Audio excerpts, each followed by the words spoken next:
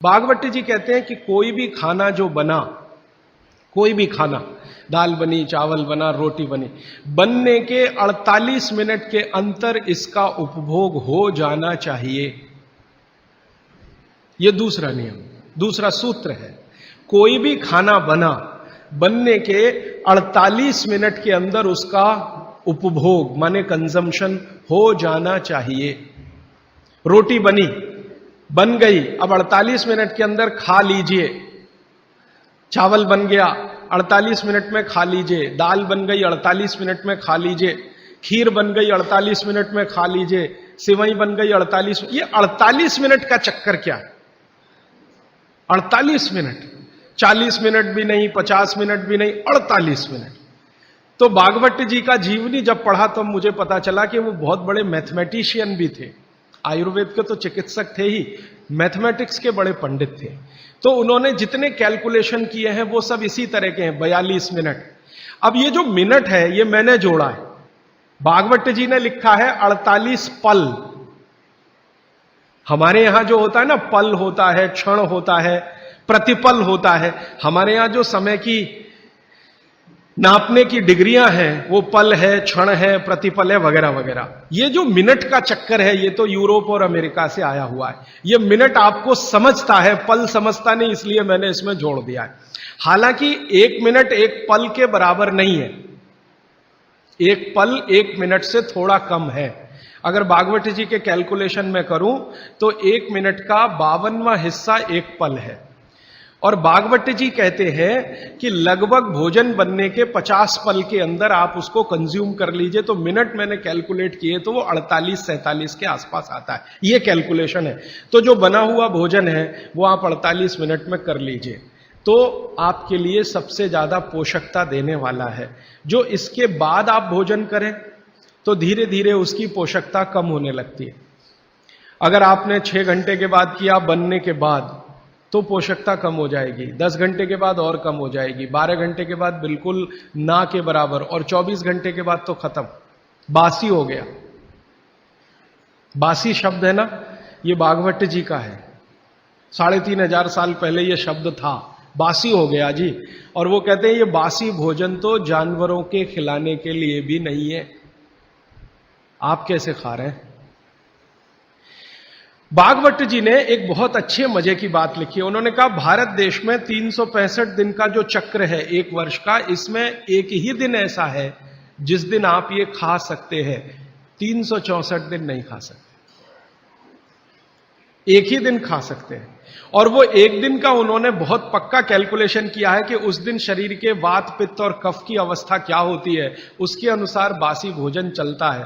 तो मैंने वो जब ध्यान दिया तो पता चला कि वो दिन हमारे देश में एक त्योहार आता है,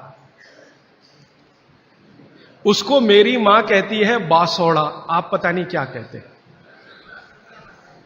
एक ही त्योहार है अपने देश में जिस दिन हम बासी खाना ही खाते हैं। और ये जो त्योहार है, इस जो दिन पड़ता है, ये कार्तिक, अगहन, पूस माह के हिसाब से इसका जो दिन पड़ता है, भागवत जी का दिन भी वही पड़ता है।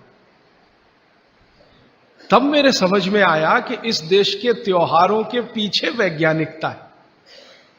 त्योहार ऐसे ही नहीं तय हो गए, इस दिन होली होगी, इस दिन दिवाली होगी, इस दिन ये होगा, इस दिन, इनके पीछे कुछ कैलकुलेशन है। भागवत जी का कैलकुलेशन है कि शरीर में 3 दोष हैं, वो आप सब जानते हैं, वात, पित्त और कफ। इन पे आगे मैं विस्तार से बात करूंगा, यहां रेफरेंस के लिए कह रहा हूं। तो वात, पित्त, कफ 3 दोष हैं, ये समान स्थिति में रहे तो आदमी हमेशा निरोगी रहता है। इनकी स्थिति ऊपर नीचे हो, वात बढ़ गया, पित्त और कफ कम हो गया, पित्त बढ़ गया, वात और कफ कम हो गया, ऊपर नीचे हो, तभी रोगी होते हैं आप, तभी रोग पैदा होते हैं।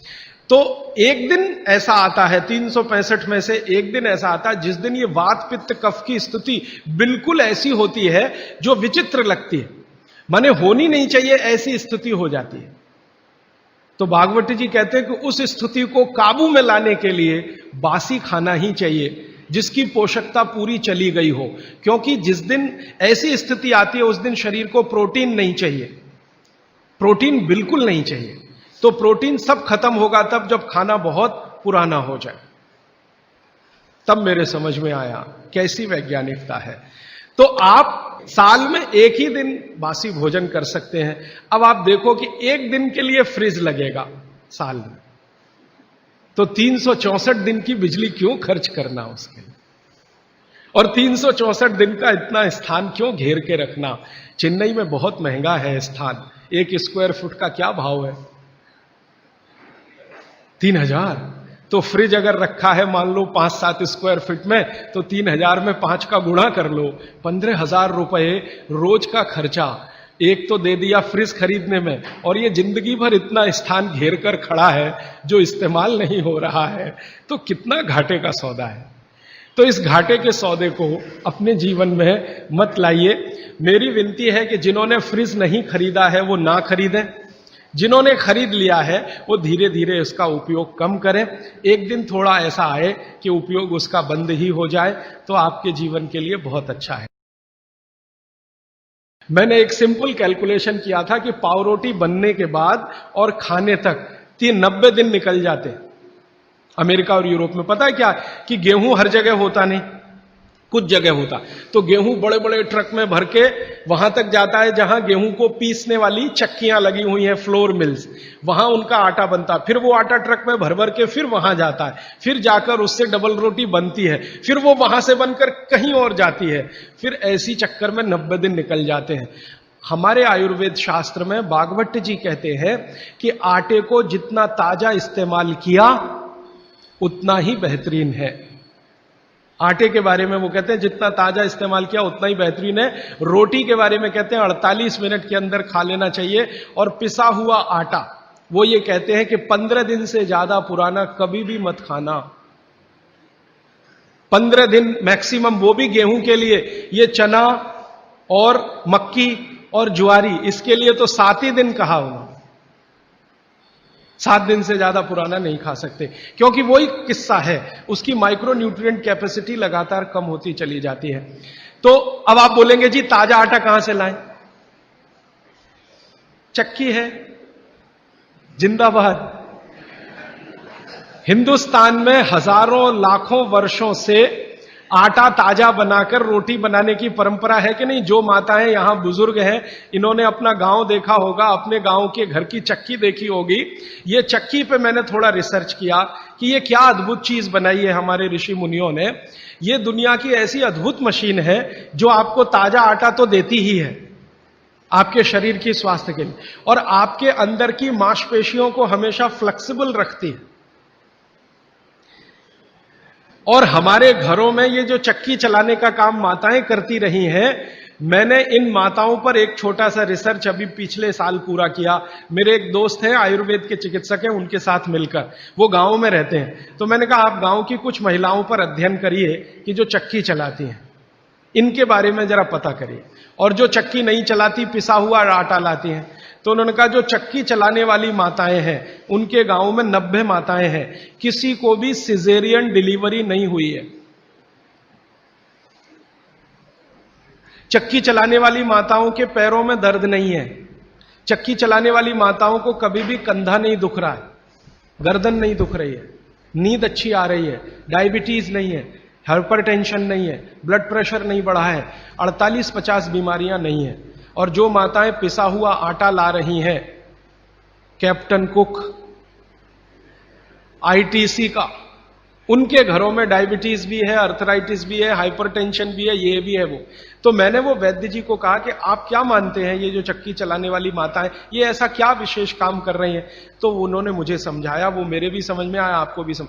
हम जब चक्की चलाते हैं तो एक दिन चला के देखिए तो आपको समझ में आए। सबसे ज्यादा दबाव पेट पे पड़ता है, हाथ पे इतना नहीं है, पेट पे दबाव है। और मां के पेट में एक एक्स्ट्रा ऑर्गन है जो पिता के पेट में नहीं है, जिसको गर्भाशय कहते हैं।